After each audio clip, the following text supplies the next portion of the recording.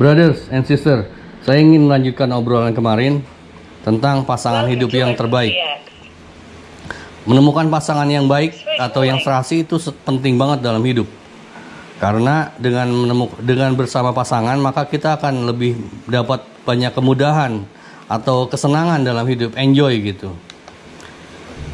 Om Jakral belum married ya, cepat-cepat married Om Jakral. Nanti kalau udah ketemu pasangan. Ini clue-nya ya, clue-nya. Kalau menurut clue di arahan-arahan kita dulu kan, kalau nyari pasangan tuh pertama lihat dari fisiknya gitu kan, kemudian dari agamanya, kemudian dari apalah yang hal-hal yang seperti itulah. Kalau buat saya nggak tertarik hal-hal seperti itu dari dulu.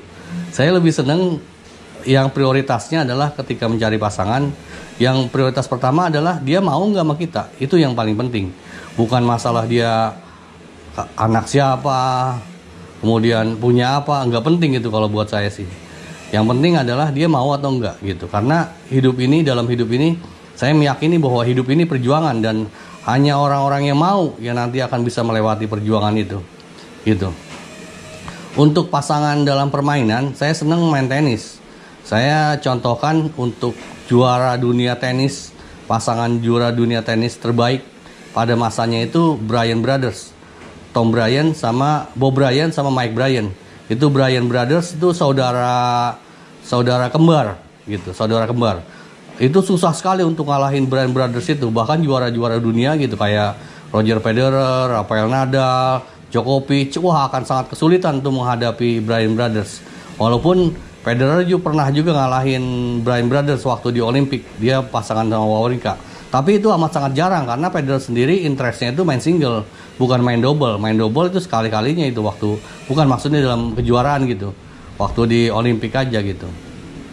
Nah, mengenai pasangan hidup, ya tadi itu si Bryan Brothers, saya meyakini bahwa Bryan Brothers itu mendapatkan dia dapat pasangan gitu, Mike sama Bob Bryan, itu kehendak Tuhan, bukan atas kemauan dia, bukan, tapi Tuhan yang menginginkan. Gitu. Jadi untuk menemukan pasangan terbaik itu murni, kalau buat saya sih itu murni kehendak Tuhan, bukan upaya kita, apalagi dibeli gitu, apa hal-hal seperti itulah.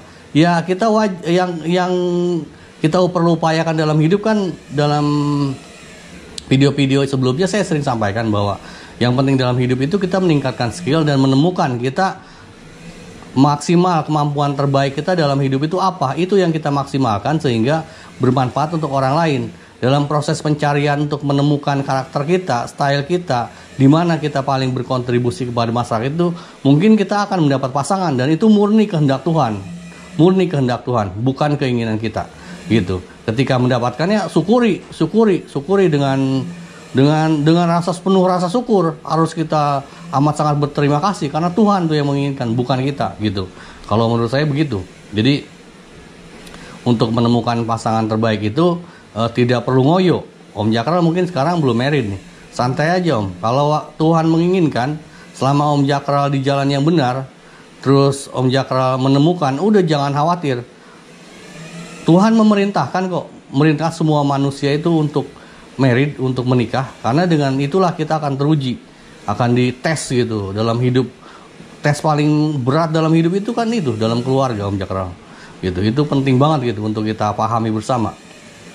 Dan ketika kita mendapatkan pasangan yang serasi, sesuai, ya bersyukurlah gitu. Kalau buat saya sih ciri khasnya, ini clue-nya ya, clue-nya untuk teman-teman, pasangan terbaik seperti apa yang kita dapatkan, yang bisa kita lihat. Misalnya pasangan suami istri yang bagus itu kayak gimana sih gitu. Ngelihatnya kayak tadi Bryan Brothers gitu.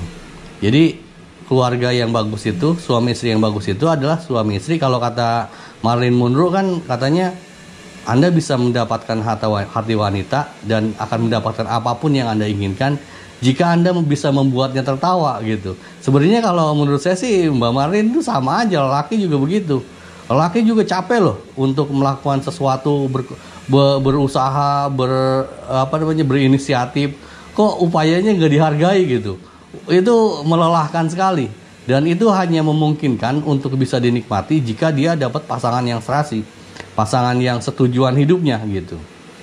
Jadi itu clue-nya itu bisa enjoy bareng.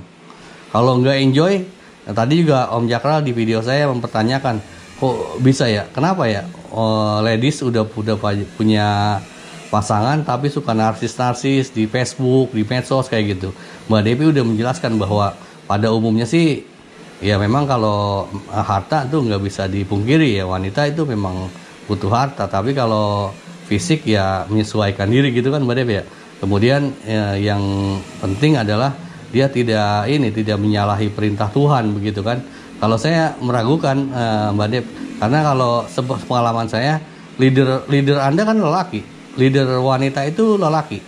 Banyak sih wanita yang pengen jadi leader, suaminya suruh ngepel, suruh nyetrika gitu. Ada, saya ngalamin, bukan cerita orang, melihat dengan mata kepala saya sendiri gitu. Memang ada wanita yang begitu banyak mungkin gitu. Tapi kalau secara aturan agama, leadernya itu laki. Anda bisa menyalahi perintah Tuhan atau sesuai dengan ajaran Tuhan tuh tergantung leader Anda, Mbak Dev. Merenan gitu ya. Karena memang seperti itu. Wanita itu tidak mempertanggungjawabkan suaminya. Suami yang mempertanggungjawabkan istrinya. Makanya kalau saya misalnya saya punya pasangan, punya istri, punya pacar yang narsis di medsos gitu. Saya tahu dengan serta-merta bahwa dia merasa bahwa saya tuh bukan pasangan terbaiknya. Makanya saya akan dengan mudah akan memberi pilihan, kamu mau sama siapa? Gitu. Kalau dia minta misalnya udahan gitu. Saya kayaknya sih kalau tipikal saya tidak usah menunggu sampai bibir kering juga akan saya penuhi. Karena gini Om Jakral. Coba nanti Om Jakral rasakan dah. Om Jakral juga ngurus anak-anak dan adik-adik yang ladies ya. Pada dasarnya kalau menurut saya tidak ada satu manusia pun yang bisa mengajari siapapun. Tidak ada. Kalau buat saya tidak ada. Ajar mengajar itu tidak berlaku untuk manusia. Manusia itu egois kok semua juga.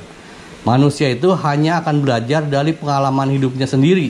Gitu. Pengalaman orang hanya jadi wawasan buat dia. Gitu.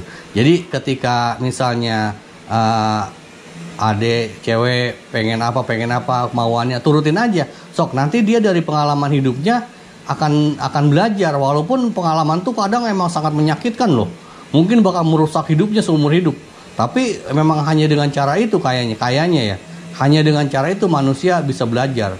Kalau dari pengalaman lain, bagaimanapun kita mau sampai berbusa juga kita ngomong nggak akan didengerin. Saya juga tahu sebenarnya kalau di channel saya ini orang yang bilang awesome itu dia nonton juga paling 30 detik kali. Yang penting komentarnya gak masuk spam aja gitu kali. Kalau menurut saya loh, feeling saya, mereka tuh gak ngedengerin. Padahal saya menyampaikan ini berdasar pengalaman dan saya insya Allah akan saya pertanggungjawabkan dunia akhirat apa yang saya sampaikan di video-video saya. Karena tidak terhindarkan tuh, setiap manusia akan mempertanggungjawabkan baik ucapan ataupun perbuatannya. Kira-kira begitu kalau menurut saya Om. Dan yang clue-nya kalau buat saya sih, hidup ini ketidakpastian. Hidup ini sumber ketidakpastian. Nggak jarang kok yang pasti-pasti dalam hidup. Ada kalanya kita punya pasangan yang nggak bagus, tapi hidup kita lebih nyaman daripada mereka yang misalnya berpendidikan tinggi, pasangannya pinter juga. Tapi dalam hidup memang seperti itu. Dan memang itu desain Tuhan seperti itu. Itulah kenapa kalau saya lebih suka memandang bahwa hidup ini adalah perjuangan. Hidup ini perjuangan, bukan anugerah. Apalagi biasanya mereka yang memandang hidup ini anugerah maunya menang sendiri, enak sendiri. Kayak ngomong, wah istri saya aja belanja 1 miliar sebulan.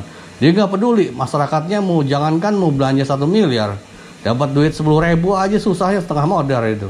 Gitu. Tapi ya masing-masing ya terserah. Karena pada dasarnya manusia manapun tidak akan bisa mengajari siapapun kecuali pengalamannya sendiri. Itu pun akan menentukan kita jadi orang baik apa jadi maniak gitu ya. Kira-kira begitu yang saya sampaikan. Silakan komentari, dan kalau sekiranya salah silakan dikoreksi. Karena saya sebagai manusia juga banyak salah, bahkan sering salah. Dari 100 omongan saya mungkin cuma 99 itu salah, cuma 1 kali yang benar. Gitu. Terima kasih atas sharing dari Mbak Devi, Om Jakral. Tetap berusaha untuk menemukan yang terbaik dalam hidup. Kira-kira demikian yang saya sharingkan. Semoga ada manfaatnya. Awesome.